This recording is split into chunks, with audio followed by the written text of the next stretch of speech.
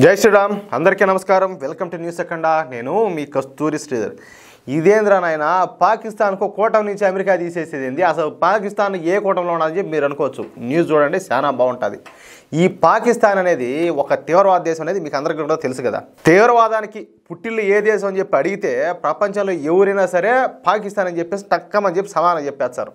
పాకిస్తాన్లో Haqqani, al Qaeda, ISIS, Tehreek తాలిబన్లు, ఈ హిజ్బుల్ ముజాహిదీన్, జైషే మహమ్మద్, లష్కరే తోయిబా, కాశ్మీరీ టైగర్స్, వీళ్ళ బొందా, బోషాణం, వీళ్ళ ప్రణాకుడు అని చెప్పేసి దాదాపు 20 రకాల పైన వచ్చేసి ఈ తీవ్రవాద సంస్థలు అయితే ఉన్నాయి.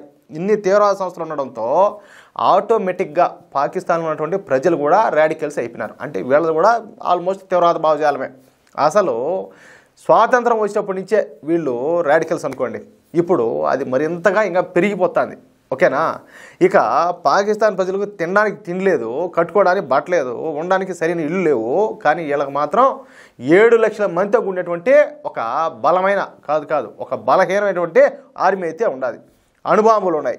దానికి తోడు చైనాతో స్నేహం కూడా ఉన్నది. చైనా ఎటువంటి దేశం మీకు తెలుసు కదా. ఓకేనా? ఇదంతా ఒక ఎత్తు అయితే, వారం రోజుల క్రితం ఈ పాకిస్తానీలో బ్రిటన్లో చేసిన భాగవతం అయితే బయటపడింది. అది ఏమని, బ్రిటన్లో ఉన్నటువంటి ఈ పాకిస్తానీలు ఒక గ్రూప్గా తయారయ్యి బ్రిటన్లోని రోహ్తం బార్ కౌన్సిల్లోని చిన్న పిల్లలను అతి దారుణంగా అత్యాచారాలు చేశారంట. అది కూడా ఏకంగా 1400 మంది చిన్నపిల్లలను అత్యాచారాలు చేశారంట. అసలు మనుషులు పుట్టింటారా, పసరాలు పుట్టింటారా? ఒకసారి మీరు ఆలోచించండి. ఒక్కొక్కరిని ఒక్కొక్క రోజు చొప్పున దాదాపు కొన్ని సంవత్సరాల పాటు ఈ దారుణం అంతా కూడా జరిగింది. అర్థమవుతుందా? ఇప్పుడు ఈ విషయం వెలుగులోకి వచ్చింది. దీంతో ఇప్పుడు పాకిస్తాన్ అన్నా లేకపోతే ఈ పాకిస్తాన్ పౌరులన్నా అందరూ కూడా అని అసహించుకునే పరిస్థితి అయితే వచ్చేసింది. అట్లాంటి పాకిస్తాన్ వాళ్ళకు ఈడ కూడా అభిమానులు ఉన్నారు. ఓయమ్మా పాకిస్తాన్ ఏమన్నా అంటే అసలు ఒప్పుకోరు, చించుకుంటారు. అట్నే గోడలో బెత్తలైనా తిరుగుతారు. ఊరికే కూడా కాదు. వీళ్ళ బతుకు వీళ్ళు ఎవరికి పుట్టింటారో, వాళ్ళు పసరాలు పుట్టింటే వీళ్ళు ఎవరికి పుట్టింటారో మరి. అర్థమైందా? సరే, ఇంకా అమెరికా విషయానికి వచ్చాం. అమెరికా అధ్యక్ష ఎన్నికల్లో విజయం సాధించినటువంటి డొనాల్డ్ ట్రంప్ ఈ నెల 20వ తారీఖున అమెరికా అధ్యక్షుడిగా ప్రమాణ స్వీకారం అయితే చేయనున్నాడు. ఇక మొదటి నుంచి డొనాల్డ్ ట్రంప్కు ఈ పాకిస్తాన్ అంటే యాళ్ళేని మంట.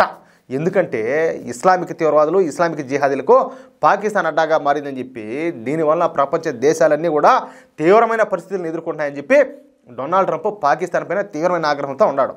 అంతేకాకుండా పాకిస్తాన్కి ఇప్పటి వరకు అమెరికా దాదాపుగా 2.5 లక్షల కోట్ల సాయం చేసిందని, అదంతా కూడా బూడిదలో పోసిన పన్నీర్గా మారిపోయినదని, ఇకపైన పాకిస్తాన్కు $1 కూడా ఇచ్చే పరిస్థితి లేదని చెప్పేసి డొనాల్డ్ ట్రంప్ అయితే కారాఖండిగా చెప్పేశాడు. చెప్పినా కదా, డొనాల్డ్ ట్రంప్ మామూలు మొండుడు కాదు, ఏదనుకుంటే చేసి పారేస్తాడు అట్నే. సరే, ఇదంతా ఇంతకుముందు వరకు జరిగింది. అయితే ఇప్పుడు డొనాల్డ్ ట్రంప్ మరొక కీలక నిర్ణయం తీసుకున్నాడు. అర్థమవుతుందా? అదేందయ్యా అంటే, ఇప్పటి వరకు పాకిస్తాన్కు అమెరికా ఈ నాన్ నాటో అలై దేశంగా గుర్తింపునిస్తూ వచ్చింది. అంటే అత్యంత ముఖ్యమైన మిత్ర దేశంగా పాకిస్తాన్ను అమెరికా అయితే గుర్తిస్తూ వచ్చింది.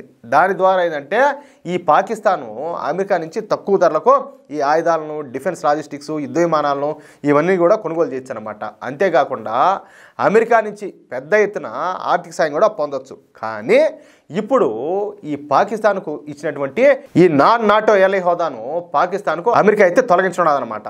డొనాల్డ్ ట్రంప్ అమెరికా అధ్యక్షుడిగా ప్రమాణ స్వీకారం చేసిన నెల రోజుల వ్యవధిలోనే ఈ నిర్ణయం తీసుకొని ఉన్నట్టు తెలుస్తుంది. అంటే ఇకపైన ఈ పాకిస్తాన్కు అమెరికా నుంచి ఎటువంటి ఆయుధాలను కానీ, డిఫెన్స్ లాజిస్టిక్స్ కానీ కొనుగోలు చేసే అవకాశం లేకుండా పోతుంది. అంతేకాకుండా అమెరికా నుండి కానీ, అమెరికా మిత్ర దేశాల నుంచి కానీ వచ్చేటటువంటి ఆర్థిక సాయం కూడా ఆగిపోతుంది. ఇదే కనుక జరిగితే అతి త్వరలోనే పాకిస్తాన్ అయితే దేవాలా చేయడం ఖాయం. ఆల్రెడీ ఆల్మోస్ట్ ఇంక వాళ్ళదైతే అదే పరిస్థితులే. కానీ ఎందుకంటే తినడానికే ఇబ్బంది పడతారు, ఇంకా దేవాలా తీసేది ఏమన్నది. ఆల్రెడీ దేవాలా వాళ్ళు తీసినట్టే. ఇప్పటికే ఆర్థికంగా అతి దారుణమైన పరిస్థితుల్లో ఉన్నటువంటి ఈ పాకిస్తాన్కు డొనాల్డ్ ట్రంప్ ఇప్పుడు ఈ నిర్ణయం తీసుకోవడంతో అతి పెద్ద ఎదురు దెబ్బ తగిలినట్టయింది. ఈ దెబ్బతో ఇప్పుడప్పుడల్లా పాకిస్తాన్ అయితే కోలుకునే పరిస్థితి లేదు. వాళ్ళు అడగతినైనా అడగతింటారు, కానీ వాళ్ళ తీవ్రవాదాన్ని మాత్రం వదిలిపెట్టరు. వాళ్ళ బతికి అంతా వాళ్ళ రక్తంలోనే ఆ తీవ్రవాదం అనేది ఉండాలి. ఇంకేం చెప్పాలి? ఎందుకంటే ఉన్నారు కదా వాళ్ళు కొంతమంది వాళ్ళకి లేని కోపం వస్తుంది. అది మ్యాటర్. ఎట్లా న్యూసా? మిత్రులారా, ఈ న్యూస్ కానీ మీకు నచ్చినట్టయితే ఈ న్యూస్ నలుగురికి షేర్ చేయండి. అదేవిధంగా తప్పనిసరిగా ప్రతి ఒక్కరు కూడా కామెంట్ చేయండి. మీ కామెంట్ కోసం నేను ఎదురు చూస్తూ ఉంటా. ఇంకా ప్లీజ్ ప్రతి ఒక్కరు మా ఛానల్ సబ్స్క్రైబ్ చేసుకోండి, సపోర్ట్ చేయండి. ప్లీజ్ ప్లీజ్ ప్లీజ్ నాయన.